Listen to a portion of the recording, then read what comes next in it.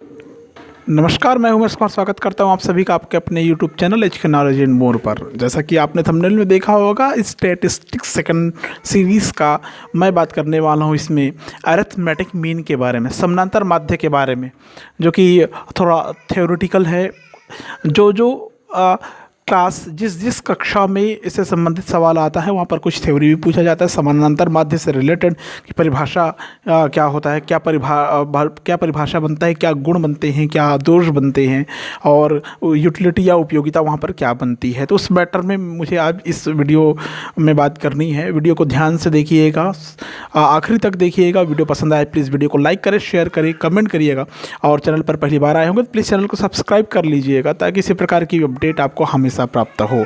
Arithmetic mean के बारे में बात करेंगे हम इस वीडियो में। समानांतर माध्य होता क्या चीज़ है, ठीक है। तो आपने देखे होंगे जब भी हम अंकगणित पढ़ते हैं, आपने छोटी क्लास में पढ़ा होगा अंकगणित, ठीक है।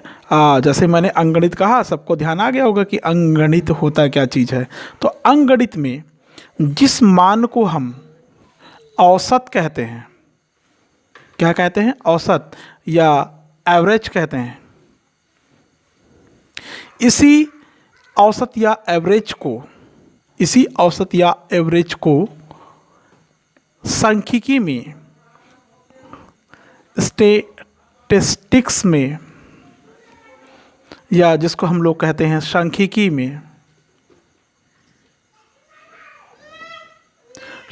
में समानांतर माध्य या अरिथमेटिक मीन कहते हैं।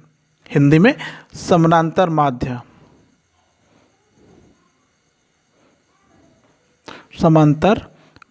कहते हैं। अब समझ गए होंगे एवरेज क्या होता है, जानते ही हैं आप एवरेज, ठीक है। अगर मैं आपसे पूछूं आपके घर में रहने वाले लोगों की संख्या यदि 2 है, ठीक है, 2 है, समझ रहे हैं ना, और उन दोनों की आयु, एक की आयु 10 वर्ष, दूसरे की आयु 20 वर्ष है, समझ गए ना। अब मैं पूछूंगा कि आपके घर में रहने वाले उन 2 लोगों की औसत आयु कितनी है, तो क्या करते हैं आप, औसत निकालते हैं।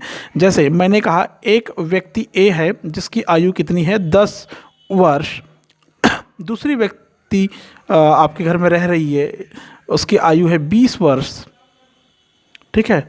अब मैं पूछूंगा इन 2 व्यक्ति की औसत आयु कितनी है, तो हम क्या करते हैं, औसत आयु अगर हमको निकालना है तो हम कैसे निकालते हैं, आंकड़ों का जोड़ अपान 2। औसत बराबर क्या होता है, आंकड़ों का जोड़ अपान 2। पदों का जोड़ क्या हो जाएगा, 10 वर्ष और 20 वर्ष हो जाएगा, अपान 2 हो जाएगा। ये औसत निकाल रहे हैं आप, ठीक है। तो कितना आएगा आपको पता है, 10 और 20 को जोड़ेंगे 30 आएगा, और इसको जब 2 से डिवाइड करेंगे तो आएगा 15 ईयर, 15 वर्ष। अर्थात आप कहेंगे कि आपके घर में जो 2 लोग रह रहे हैं उनकी औसत आयु 15 वर्ष है, तो ये हो गया औसत। ठीक यही सांख्यिकी में समानांतर माध्य बन जाता है। मतलब समानांतर माध्य को थोड़ा सा परिभाषित कर दें कि समानांतर माध्य वह मान होता है जो दिए हुए पद मूल्यों के योगफल में पदों की संख्या से भाग देने पर प्राप्त होता है, ठीक है। सेम इसमें पद मूल्य था और पदों की कुल संख्या कितनी है, 2 से भाग देने पर हमको क्या मिला था, औसत मिला था। ठीक वैसे ही इसमें भी होता है ठीक ऐसे ही सांख्यिकी में होता है। कैसे होगा सांख्यिकी में, यदि 4 व्यक्तियों की औसत, चलो इसमें आयु हमने वर्ष निकाला था, मैं थोड़ा सा चेंज करता हूँ इसको, भार में जाता हूँ मैं, ठीक है। मान लो 4 व्यक्ति की औसत आयु, आपके घर में 4 व्यक्ति रह रहे हैं, उनकी आयु बोलता हूँ, वर्ष नहीं बोल रहा हूँ मैं, भार बोल रहा हूँ, ठीक है। औसत भार मान लो एक का वजन 40 किलो, दूसरे का वजन 50 किलो, तीसरे का वजन 52 किलो और चौथे का वजन यदि 60 किलो है, तो बताइए कुल उनकी भार की बात कर रहे हैं, ये पूरे क्या हो गए, भार हो गए। 4 व्यक्ति है, चारों का भार यहाँ पर मैंने वर्णन किया। अब मैं कहता हूँ कि आपके घर में रहने वाले 4 व्यक्ति का भार कुछ इस प्रकार है, एक का 40 है, एक का 50 है, एक का 52 है, एक का 60 है। मैं कहता हूँ कि उक्त आंकड़ों का समानांतर माध्य ज्ञात कीजिए, ठीक है। तो उक्त आंकड़ों का समानांतर माध्य हम कैसे ज्ञात करते हैं, पहले क्या करते हैं, अभी मैंने समानांतर माध्य का जो डेफिनेशन कहा था उसमें ये कहा था कि दिए हुए पद मूल्यों के योगफल, तो जाहिर सी बात है हम पहले समानांतर माध्य, चूंकि समानांतर माध्य को m से दर्शाते हैं, किससे दर्शाते हैं, m से दर्शाते हैं। लिखते हैं समानांतर माध्य बराबर या m बराबर हो जाएगा पद मूल्यों का योगफल। पद मूल्यों का योगफल, मैं इसको वर्ड में नहीं लिख रहा हूँ, पद मूल्यों का योगफल। तो पद मूल्य क्या क्या है? 40, 50, 52 और 60 है। अपॉन किससे भाग देते हैं? पदों की संख्या। कुल पद की संख्या कितनी? 1 2 3 4, 1 2 3 4, 4 है। तो जितना आएगा उसको 4 से डिवाइड कर देंगे। जोड़ के देख सकते हैं अब क्या आएगा, देख लीजिए। यूनिट इकाई में 2 है। अब देखिए 6 5 11, 11 5 16, 16 4 20, ये हो गया 20। ठीक है, जोड़ सही होना चाहिए। 6 5 11, 11 5 16, 16 4 20, 202 आया। अब 4 से हम इसको डिवाइड करेंगे। 4 से जब डिवाइड करेंगे तो क्या आएगा आप देख सकते हैं। क्या आएगा? 4 से डिवाइड करेंगे तो क्या आएगा जी? ठीक है, अगर आपको डायरेक्टली डिवाइड नहीं करने आ रहा है तो क्या करेंगे? छोटा छोटा करके डिवाइड कर सकते हैं। ठीक है, अगर छोटा डिवाइड करेंगे, देखिए आप बड़ी क्लास से बिलोंग कर रहे हैं तो मैं आपको छोटा छोटा तो कर नहीं सकता, है ना, छोटा छोटा नहीं कर सकता। तो उसके लिए क्या करेंगे हम? क्या करेंगे? सीधा सीधा मैं इसको डिवाइड कर देता हूं। तो जब मैं इससे 4 से इसको डिवाइड करूंगा तो ये आ जाएगा 4 5 20। 2 छोटा है 4 से, इसलिए 0 लग जाएगा।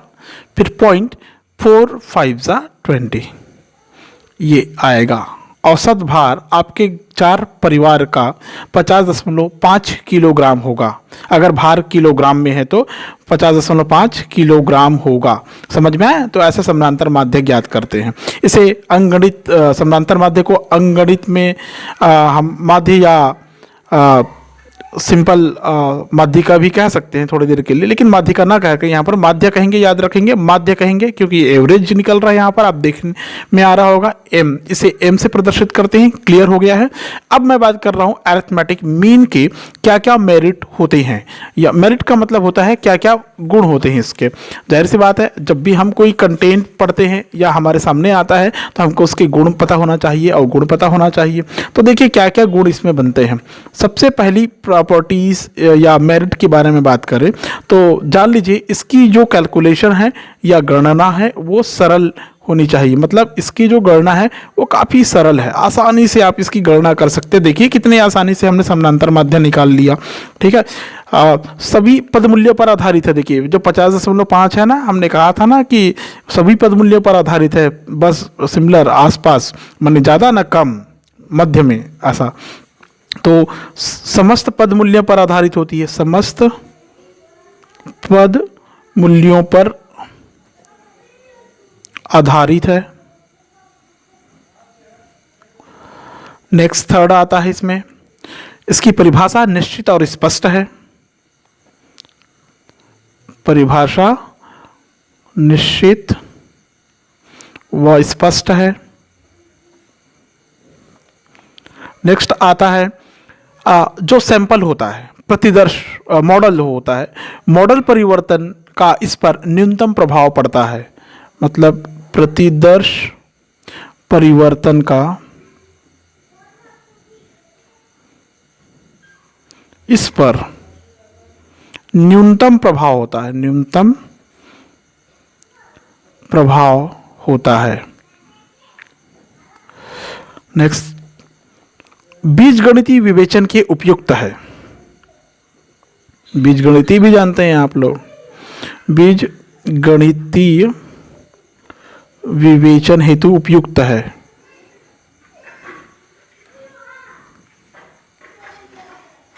उपयुक्त है। नेक्स्ट आता है इसमें ये जो मेरिट्स आप अरिथमेटिक मीन जो पढ़ रहे हैं, इसकी अगली क्वालिटी ये आती है या मेरिट आता है कि ज्ञात करने के लिए जो सामग्री दिया गया रहता है उसको क्रमबद्ध करने की आवश्यकता नहीं होती। यहाँ पर हम क्रमबद्ध करके भी इसको ज्ञात कर सकते थे, लेकिन हमने क्रमबद्ध ना करके डायरेक्टली पदों का योगफल निकाल लिया और पदों की संख्या से उसको डिवाइड कर दिया। मतलब कहने का मतलब क्या है, ये आंकड़े ज्ञात करने के लिए दी हुई सामग्री को क्रमबद्ध करने की आवश्यकता नहीं होती। दी गई सामग्री को क्रमबद्ध करने की आवश्यकता नहीं होती, याद रखेंगे। नेक्स्ट आता है इसमें कंपेयर करना चाहें आप तो कंपैरिजन के लिए समानांतर माध्य अच्छा आधार माना जाता है। मतलब तुलना करने के लिए सबसे अच्छा आधार है ये, तुलना के लिए अच्छा आधार है ये, अच्छा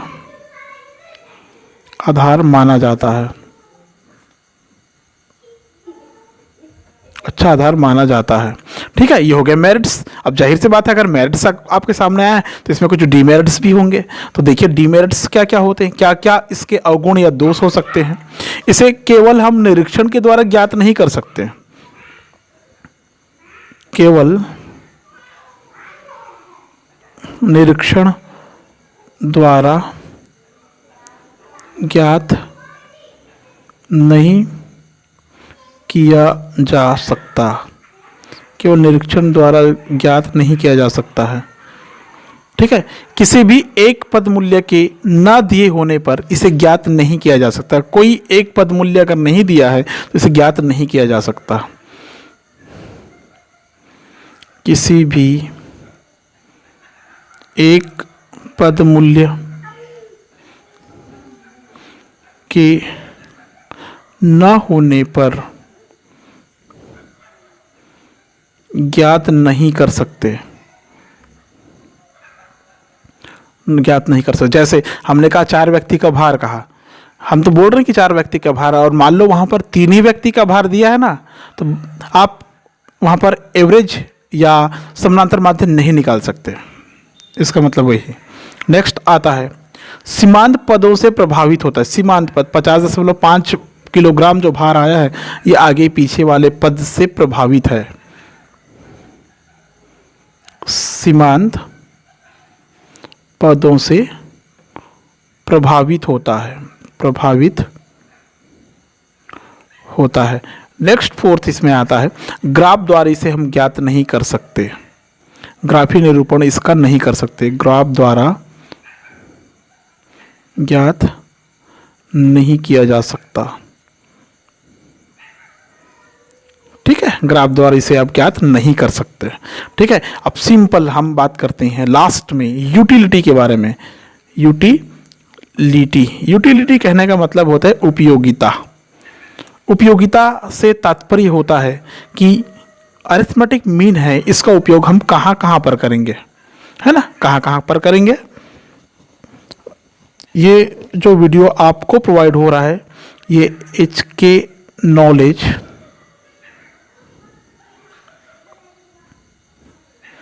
एंड मोर की तरफ से प्रोवाइड हो रहा है, ध्यान रखेंगे। HK नॉलेज एंड मोर की तरफ से प्रोवाइड हो रहा है।